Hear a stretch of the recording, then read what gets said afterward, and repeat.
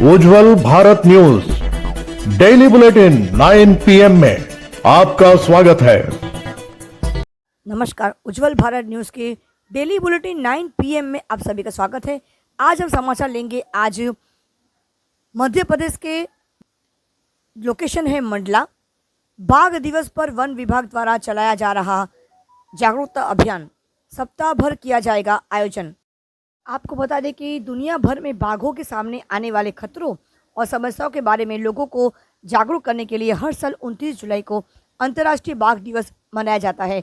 इस दिन को मान्यता देने का निर्णय 2010 में रूस में सेंट पीटर्सबर्ग टाइगर समिट के लिए किया गया था। आपको बता दें कि बाघ विलुप्त होने के खतरे में है और इसीलिए इस कार्रवाई के कारण अंतर्राष्ट्रीय बाघ दिवस की स्थापना हुई। बैठक में लक्ष्य निर्धारित किया गया था, जिसके तहत 2022 तक जंगली बाघों की आबादी को दोगुना करने का लक्ष्य रखा गया है। तेजी से आगे बढ़ रही और वैश्वीकृत होती दुनिया 29 जुलाई 2024 को अंतर्राष्ट्रीय बाघ दिवस मनाने के लिए एक बार फिर एकजुट होगी। इसे वैश्विक बाघ दिवस के रूप में भी मनाया जाता है, जो बाघ संरक्षण और परिस्थिति तंत्र में इसके महत्व के बारे में जागरूकता बढ़ाने के लिए एक श्रद्धांजलि है। इन शानदार जानवरों और उनके प्राकृतिक आवासों का संरक्षण अंतर्राष्ट्रीय बाघ दिवस का प्राथमिक उद्देश्य है।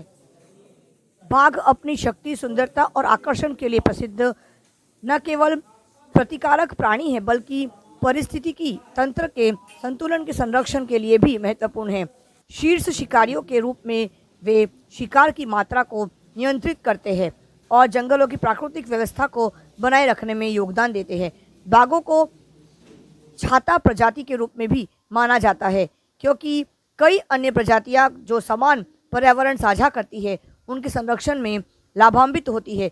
बाघों के लिए एक सुरक्षित और समृद्ध घर सुनिश्चित करने के लिए मनुष्य को अन्य जानवरों और जंगलों की भी रक्षा करनी चाहिए। ये अब जानते हैं राजकुमार सोनी जी, जो रेंजर वन परिक्षेत्र वफर, वो इस बाघ दिवस के बारे में क्या कहते हैं। देखते रहिए, आगे समाचार बाकी है। हो रहा है ये कान्हा टाइगर मंडला के अंतर्गत हम लोग बाघ दिवस जो है मना रहे हैं। ये 29 तारीख को बाघ दिवस है, जिसमें अलग अलग तरीके से विभाग द्वारा जो है बच्चों को साइकिल रैली है, क्विज प्रतियोगिता है। इस तरह से बच्चों को हम लोग ये जागृत कर रहे हैं कि वन है, वन्य प्राणी हैं तो हम सब हैं, क्योंकि हमारा जो प्रदेश है टाइगर प्रदेश है और हमारे प्रदेश में भी ख़ास तौर से कान्हा नेशनल पार्क जो है मंडला में स्थित है, वो इसलिए इनको ज़्यादा जागरूक होना ज़रूरी है। जब ये जागरूक होंगे तभी ये हमारे वन्य प्राणी सुरक्षित हैं। गुरु पूर्णिमा का दिवस उत्सव मनाया गया। ML गांधी उच्च शिक्षा बोर्ड द्वारा संचालित Shri JB Shah English medium school के प्राइमरी सेक्शन में गुरु पूर्णिमा मनाया गया, जिसमें आर्ट्स कॉलेज प्राचार्य डॉक्टर दीपक भाई जोशी ने जीवन में गुरु के महत्व के बारे में बताया। माता पिता को प्रथम गुरु, बड़े शिक्षक, सच्चे धार्मिक नेताओं और आपके जीवन के से अंधकार को दूर कर प्रकाश फैलाने में हमेशा योगदान देते हैं। किसी भी व्यक्ति को गुरु के रूप में सम्मान देना और बच्चों को अनेक और उनके दिखाए गए मार्ग पर चलने के लिए प्रेरित करता है। इस कार्यक्रम में कक्षा 6 से 8 तक के बच्चों का अपना कार्यक्रम उन्होंने पेश किया। भाषण और नाटक के माध्यम से अन्य विद्यार्थियों को गुरु के प्रति सम्मान रखने के लिए प्रेरित किया गया है। इस कार्यक्रम का सुंदर आयोजन दीपक भाई मोदी जी द्वारा स्टाफ परिवार के सहयोग से किया गया। उन्होंने विद्यार्थियों को एकलव्य, स्वामी विवेकानंद आदि का उदाहरण देकर अपने तरीके से समझाया कि बच्चों को गुरु का सम्मान कैसे करना चाहिए। बोर्ड के अध्यक्ष श्री नवीन चंद्र R मोदी एवं प्रभारी मंत्री श्री परेश भाई B मेहता ने कार्यक्रम में आयोजन के लिए प्राचार्य, सभी शिक्षकों और गैर शैक्षणिक कर्मचारियों का भी योगदान उन्होंने दिया और सभी को बधाई भी। मला गांधी उत्तर केळी मंडळ संचालित JB શાહ इंग्लिश मीडियम स्कूलના પ્રાથમિક વિભાગમાં આજ રોજ ગુરુ પૂર્ણિમા ઉત્સવનું સુંદર આયોજન કરવામાં આવ્યું હતું। આર્ટ્સ કોલેજના આચાર્ય ડૉક્ટર દીપકભાઈ જોશી મુખ્ય મહેમાન તરીકે બિરાજ્યા હતા। ડૉક્ટર દીપકભાઈ જોશીએ વિદ્યાર્થીઓને જીવનમાં ગુરુનું કેટલું મહત્વ છે તેના વિશે ઊંડાણમાં સમજ આપી હતી. પ્રાથમિક વિભાગના આચાર્ય દીપકભાઈ મોદીએ એકલવ્ય, સ્વામી વિવેકાનંદ વગેરે શિષ્યોના ઉદાહરણ આપીને તેમના જીવનમાં ગુરુનું કેટલું મહત્વ હતું તેના વિશે સમજણ આપી હતી. કેટલાક વિદ્યાર્થીઓએ પોતાનું વક્તવ્ય રજૂ કરીને ગુરુ પ્રત્યે વિદ્યાર્થીનો શું આદર હોવો જોઈએ તેના વિશે સમજણ આપી હતી. કેટલાક વિદ્યાર્થીઓએ પોતાનું ડ્રામા રજૂ કરીને ગુરુ અને શિષ્યનો સંબંધ નાટક સ્વરૂપે દર્શાવ્યો હતો.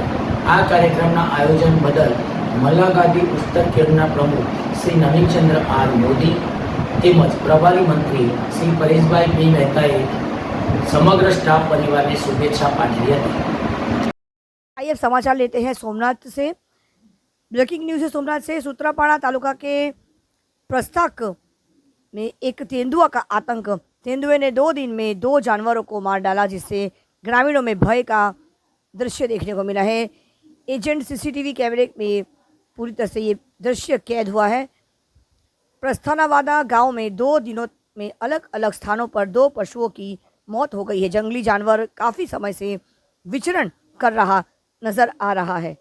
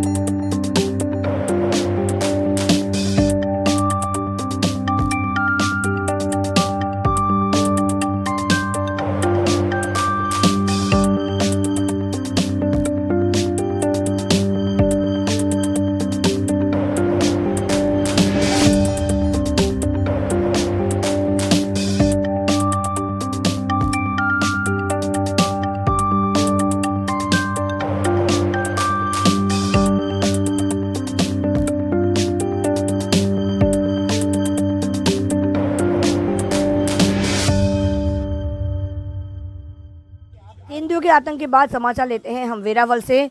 मून में बारिश के पानी का कारण 2 युवकों को मौत का कमिश्नर दौड़ते हुए आए। क्षेत्र का भ्रमण कर जहां से पानी आता है उस स्थान पर जाकर प्रेजेंटेशन दिया गया। वेरावल पाटन संयुक्त नगर पालिका के वार्ड क्रमांक 5 वर्ष 6 में पिछले 5 दिनों से हो रही बारिश के पानी से हुई घटना व दुखद घटना को लेकर वेरावल मुस्लिम सेवा समाज के अध्यक्ष व नगर सेवक अफजल पांजा ने माध्यम से एक प्रतिनिधि मंडल मुख्यमंत्री के पास गया। पानी की तंगी से 2 युवकों की मौत, जहां मामला पूरी तरह से सचिव के सामने प्रस्तुत किया गया और उन्होंने आश्वासन दिया कि मामले को जल्द से जल्द समाधान किया जाएगा। भावनगर से क्षेत्रीय नगर आयुक्त वेरावल शहर पहुंचे। क्षेत्रीय नगर आयुक्त सोलंकी ने व्यक्तिगत रूप से क्षेत्र का दौरा किया और उस स्थान का भी निरीक्षण किया जहां 2 युवकों की डूबने से मौत भी हो गई है।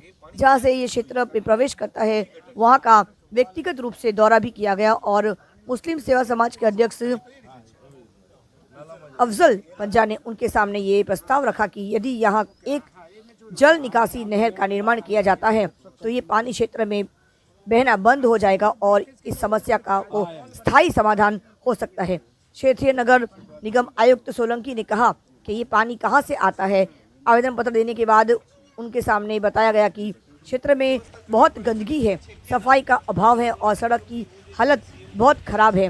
इसके अलावा इस क्षेत्र में कई समस्याएं हैं। क्या कारण है कि नगर पालिका इन्हें सुलझाने के लिए क्या कर रही है या क्या कर सकती है, इसके बावजूद ये समस्याएं अनसुलझी है। ये 50,000 की आबादी वाली कॉलोनी में रहने वाले लोगों के लिए एक गंभीर मामला सामने आया है।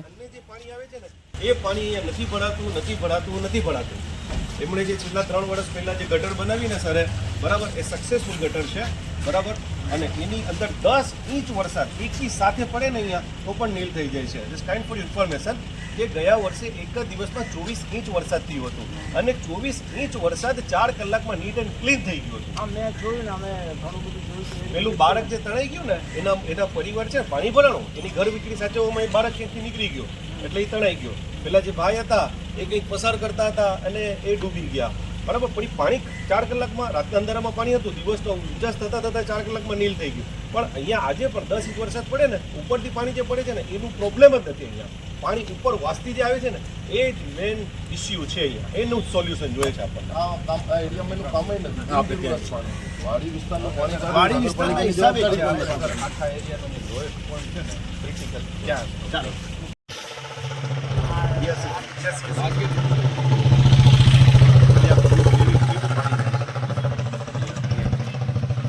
ત્રણ જગ્યાએથી પાણી આવે છે। જોજો, આ એક, આ તરફથી 2 અને આ તરફથી 3 બરાબર।